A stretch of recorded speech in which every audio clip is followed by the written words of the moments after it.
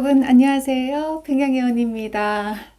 제가 2주 만에 또 이렇게 우리 시청자님들을 뵙는데요. 제가 게시글에 올렸듯이 겨울에도 찾아오지 않던 독감이 이렇게 설레는 봄에 저한테 귀엽게 찾아와서 2주 동안 독감이랑 잘 이렇게 놀다가 네, 살아 돌아왔습니다. 이번에 제가 처음으로 이렇게 독감을 처음 알아봤거든요. 그래서 약만 먹으면 나을 수 있겠다 이렇게 생각하고 가볍게 생각을 하였습니다. 우리 대한민국 약이 정말 좋잖아요. 그래서 독감이 찾아왔지만은 크게 겁을 먹지 않고 제가 네, 약을 먹고 치료를 하면 되겠다 이렇게 생각을 했었는데 생각보다는 독감이 제가 좋았었나 봐요. 저를 굉장히 많이 괴롭히더라고요.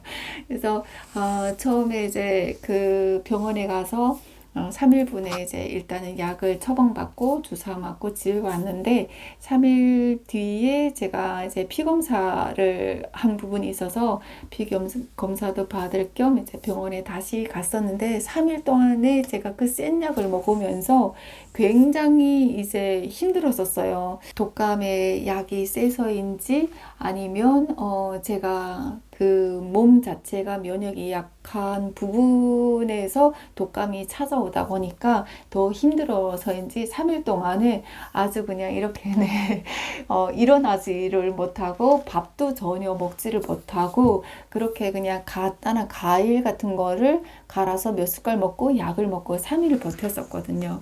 도저히 열도 내리지 않고 너무 힘든 거예요. 그래서 진짜 이렇게 네, 옷을 이제 대충 입고 병원에 딱 이렇게 갔었는데 제 진료를 보시는 선생님께서 제 상태를 보면은 되게 약간 정말 응급 환자처럼 보이셨던 것 같아요.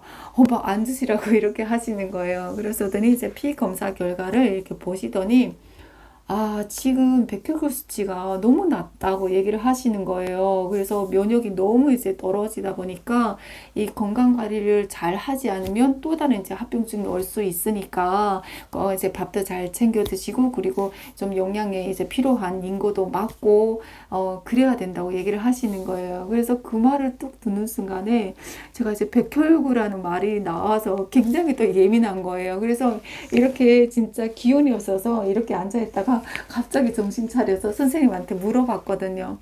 선생님, 제가 백혈구 수치가 낮으면 제가 이제 죽나요? 이랬거든요. 선생님께서 웃으시면서 아니 안 죽어요. 안 죽어요. 약이 좋고 그리고 이제 면역에 좋은 그런 이제 좋은 음식들과 그리고 그런 약들을 먹으면 금방 이제 수치가 올라와요. 괜찮아요. 이러면서 그러시는 거예요. 그래서 아니 최근에 뭐 이게 진짜 갑자기 뭔가 힘든 일이 있었냐 막 이렇게 질문을 해주시고 그리고 제가 이제 독감이 면역이 굉장히 이제 약할 때, 면역 세포가 굉장히 조금 기능이 떨어졌을 때 독감이 오다 보니까, 이제 더 힘들었다고 얘기를 하시는 거예요. 그래서, 약을 먹는 것도 있는데, 주사를 맞겠냐고 얘기를 하시는 거예요. 그래서, 일단 주사도 맞고, 약도 이제 처방해 주세요. 하고, 다시 이제 왔었어요. 그래서 선생님께서 음식을 먹고 싶지 않아도 무조건 이제 면역에 좋은, 음식들을 먹어야 된다. 약이 들어갈 때는 무조건 이제 밥을 먹어야 된다. 아무리 이제 민거로 영양제를 맞고 이래도 그거는 절대 안 된다. 이렇게 얘기를 하시는 거예요. 그래서 이거 큰 병이 아니니까 절대 걱정하지 말라고 그렇게 얘기를 하시더라고요. 신기하게 제가 코로나도 걸렸었는데 코로나 때는 목이 엄청 아프고 열이 났었지만 그래도 이제 따뜻한 차를 많이 마시고, 약이 많이 들어갔지만, 그때는 그래도 이제 밥을 먹으면서 제가 이제 버텼었거든요. 그래서 일주일 만에 빨리 회복했었는데, 이제 독감도 저는 코로나를 이겨냈기 때문에 독감은 괜찮다고 생각했는데, 코로나보다 독감이 더 힘든 거예요. 우선은 누웠을 때에 제가 계속 헛소리를 하고 이제 흔들어서 깨워도 일어나지 못할 정도로 제가 정신을 이제 차리지 못하고 그렇게 막 꿈속에서 내가 이렇게 막 헤매고 있었던 것 같아요. 저만 느낀 건데 이게 사람의 몸에서 그런 모든 기운이 빠져나가는 그런 느낌과 그리고 내 몸에 있는 그 뭐 살아있는 세포들이 뭔가 죽어간다는 그런 느낌을 이제 누워서 그걸 느끼게 되는데 여러분 제가 그 중에서 생각한 게 뭔 줄 아십니까? 목숨 걸고 이렇게 좋은 나라에 왔는데 아니 덕감 때문에 내가 죽을 수도 있다는 생각에 갑자기 여기서 이제 그 기운은 없으니까 소리 내서 울지는 못하고 눈물이 여기서 막 흐르는 거예요. 근데 그 눈물이 제가 이제 꿈에서 눈물을 흘렸는데 눈을 뜨니까 진짜 여기 눈에서 눈물이 흐르고 있는 거예요. 그래서 이렇게 크게 아프면서 그 와중에도 제가 약간 이렇게 감동을 하고 감탄하는 부분들이 뭐냐면요. 사람이 어떤 마음이 약해지고 내가 이러면 죽을 수도 있겠다 이런 생각을 하다가 다시 살아고 나고 나니까 이런 생각이 들더라고요. 내가 만약에 북한에서 이렇게 면역 세포 기능이 이렇게 떨어지고 그리고 밥을 먹지 못하고 또 좋은 약도 이렇게 처방받아서 치료를 받지 못했다고 하면은 나는 아마 독감으로 인해서 죽지 않았을까 이런 생각을 해봤었습니다. 대한민국에 와서 아무리 이제 제가 그 병과에 싸울 수 있는 면역 기능이 없지만은 그래도 좋은 약을 이렇게 처방받고 또 먹지 못하면은 사람이 이제 링거로 해가지고 그 사람한테 필요한 영양 성분을 거기에다가 다 이제 넣어서 링거를 맞아서 그래도 이제 살아날 수 있는 거잖아요. 그런 거를 보면서 굉장히 좀 감동을 했었습니다. 제가 대한민국에 와서 이렇게 그 처음에 병원에 갔을 때 굉장히 좀 놀랍기도 하고 감동받은 게 뭐냐면요. 그 선생님께서 이제 차분하게 이렇게 진찰을 해주시고 처방전을 이제 받고 약국에 가서 약을 받잖아요. 약을 받는데 이렇게 아침, 점심, 저녁으로 딱딱딱딱 이렇게 분리를 해서 약봉지를 주잖아요. 뒤에 딱 보니까 저제약에 관련돼서 그 약 성분에 대해서 쫙 다 거기에 나와 있더라고요. 뒷면에. 그거 보고 제가 순간에 약간 이렇게 뭉클하더라고요. 야, 이게 북한에서는 뭐 이제 감기 걸렸다 그러면 그 감기에 관련된 항생제, 그것도 센 약 항생제 하나를 먹으면 끝인데 우리 정말 대한민국에 와서는 감기가 걸렸어. 그러면 그 감기에 해당되는 항생제가 들어갈 경우에는 다른 기능이 다치지 말라고 거기에 필요한 보호제 약들이 같이 처방해 주잖아요. 그걸 보면서 진짜 정말 감동을 했었거든요. 그래서 우리 시청자님들께서 다 아시는 것처럼 북한에는 모든 것들이 다 열악하잖아요. 환자가 생겨서 이제 감기가 걸려서 병원에 가면은 이렇게 진단은 내려줄 수 있지만은 그 처방전을 가지고 북한 주민들이 약국에 가는 게 아니라 시장으로 가게 됩니다. 예전에 고난의 행군이 시작되기 전까지는 저희 어머님 시대 때까지는 그래도 북한에서 이렇게 제약 공장들이 들어가서 약국에 약이 다 이제 국정 가격으로 공급이 됐다고는 하더라고요. 하지만 고난의 행군이 이렇게 시작되면서 북한의 제약 공장들이 다 이제 멈추게 되면서 병원에서 의사들이 할 수 있는 거는 그냥 처방전 하나만 해줄 수 있고요. 그리고 국가에서 생산되는 약이 없다 보니까 그 개인들이 중국에서 약을 수입해서 또 그거를 불법적으로 이제 개인들한테 판매를 하게 되거든요. 그러면 환자들은 그냥 아프면 이제 감기 같은 경우는 병원에 가지 않습니다. 당연히 그냥 엄마들이 자연히 의사가 되거든요. 아이들을 이제 여럿을 키우다 보면은 지금 열나는구나 이럴 때는 어떤 주사를 맞아야 되고 뭐 이제 배가 아프고 뭐 이럴 경우에는 장염이 걸렸을 때는 어떤 약을 먹어야 되는 걸 엄마들이 알고 있거든요. 그래서 이 그 중국에서 약을 수입해서 그 개인들이 판매하는 사람들은 그 옛날에 의사를 하던 사람들이 정년퇴직을 했던 사람들이 그 약의 효능에 대해서 다 알고 있잖아요. 그래서 그 의사들이 약사 역할을 해주는 거예요. 그러면 그 시장에서 이렇게 그것도 이제 합법적으로 공개적으로 이렇게 판매를 하는 게 아니라 불법으로 이제 약을 다 판매를 하거든요. 네, 의료 시스템이 굉장히 열악하다는 것을 알 수가 있는데요. 그리고 어디에 부러지거나 수술을 할 경우에는 병원에 가서 수술을 받아야 되잖아요. 그게 딱 들어가기 전에 보호자한테 수술에 필요한 거 있잖아요.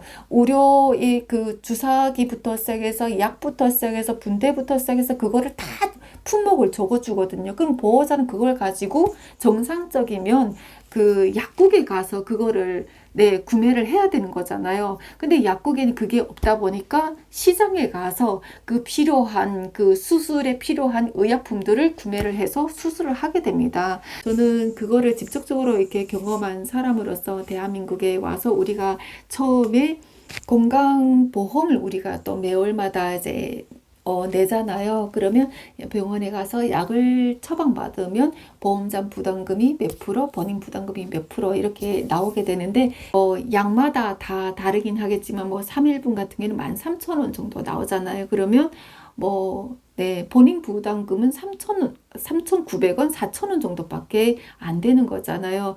그래서 내가 매월마다 이제 건강보험료를 내는 이유에 대해서 처음에는 이해를 못했지만은 1년, 2년 살아가면서 그거에 대해서 또 이해하게 됐고요.